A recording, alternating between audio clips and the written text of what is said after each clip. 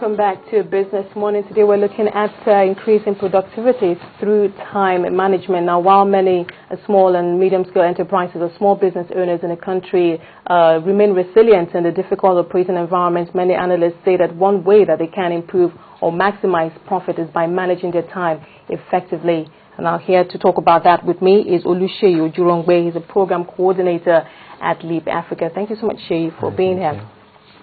Now, it's often said that time and tide wait for no one, and that with every minute that takes on the clock actually represents money. This for the small, not just small business owners, for business owners in general, and that effectively maximizing that time can actually improve on productivity. But let's just start basic note with the concept, what time management is. Okay, excellent. Thank you very much. I'd like to start with this interesting quote. It says, a minute spent organizing is an hour gained in working. So time management is actually the process of being able to organize and being in charge of your time and making sure the time you allocate to activities are properly managed in order to make sure we get results. And there are key steps. There are actually key steps into being able to being a better time manager, if we could say it that way. A lot of us, a lot of business owners, a lot of entrepreneurs get lost and swamped in a lot of time-wasting activities, which, as a result, affects the bottom line of businesses. So there are so many time-wasting activities, a lot of time wasters that have been identified in small and medium-sized enterprises. One time waster that a lot of people do not really pay a lot of attention to is telephone calls. If I could start with that, being on personal calls during working hours, and it takes up so much time. Imagine going on 10 telephone calls. Not related to the business. Not related to the business. 10 telephone calls in a day. That's between the hours of 9 and 5. You go on 10 phone calls, an average of 2 minutes per phone call. That's almost half an hour gone. But if it's a phone call related to the business, so that would be said to be a component that's actually enhancing the business and will not be qualified as waste. Excellent, yes. So going on personal phone calls or phone calls for pleasure during business hours would have a negative effect on our time management skills.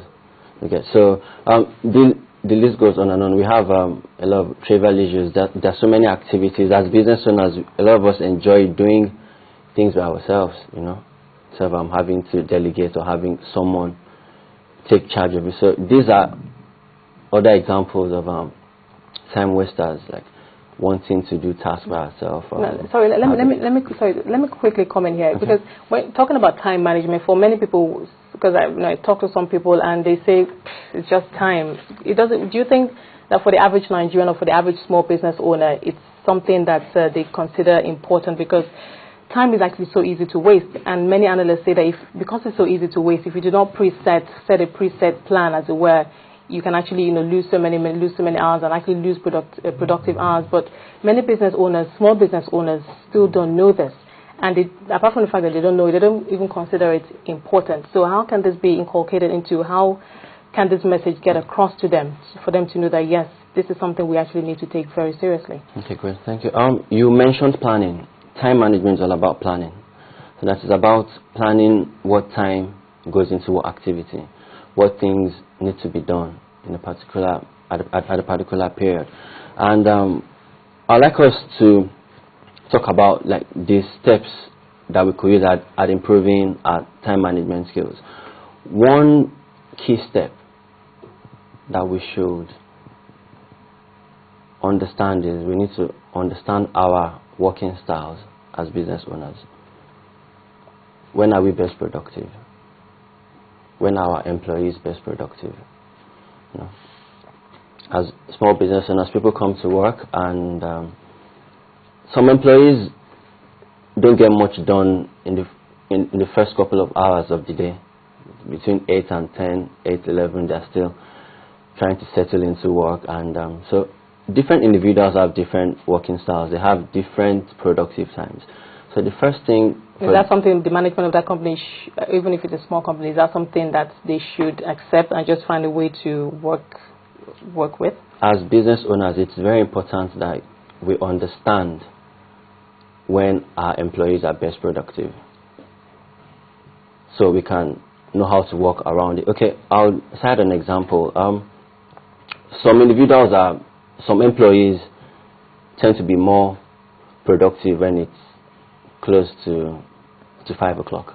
When they're about an hour to closing time. They get so excited, and just see them, they say things like, oh, I wasn't able to do anything between 8 and 3 o'clock, but between 3 and 5 I'm going to have a lot of things done. So there's a sudden sense of urgency and a burst of energy to do things. Excellent. And some individuals are actually very excited to start off their day at 8 o'clock, do as much as they can between 8 and 12, or do as much as they can between the first half of the day and have it all sorted. By noon, they shut down. So how does an employer know this? Because, of course, if I'm an employer, even if I have a staff strength of just 5 people, I expect that once it's their resumption time, they should just hit the ground running and work till, obviously, they probably have 1 hour or so, break to go have lunch or something, but I expect them to be, all the hours to be productive till they close, because I am paying their salaries. Yes. Once it's identified, when we identify the productive, the times that these employees are best productive, then one could have a mix. Not all employees will be productive in the mornings. Not all will be productive late in the afternoon. So it's about having a mix. It's about understanding when they're best productive. Let's have behind that. It's not just about the bottom line in terms of making profit. Business owners need to understand the working styles of employees. Do you think the average Nigerian business owner, small business owner, is concerned about that? I mean, if he's thinking about how to grow the business, he's thinking about all his spending on operational costs, diesel, this, transportation, all of that. He's probably not thinking about the fact that some people have certain working clocks in their bodies that do not allow them to perform in the morning or in the afternoon. Okay, these are some of the things international best practice preaches. Mm-hmm. It's about understanding it. That's why in some organizations, some people hold meetings, maybe midweek, and realize that, oh, we haven't done half of the things we set out to do at the beginning of the week. Why haven't we done it? Maybe as a result of not understanding the working styles of the employees. We just have different people trying to do different things at different times, and there isn't that team effort, So that's it for understanding the working clock, as it were, of the average employee. And secondly, it's very important that we organize our working environments. This is very, very key. A messy environment could take up all our time. Imagine getting to work and having to sort out tens and hundreds of loose sheets of paper on one's desk. Not just our physical environment, even our computers, our desktop, our documents have to be sorted, because it takes so much trying to retrieve documents, trying to manage documents on our computers.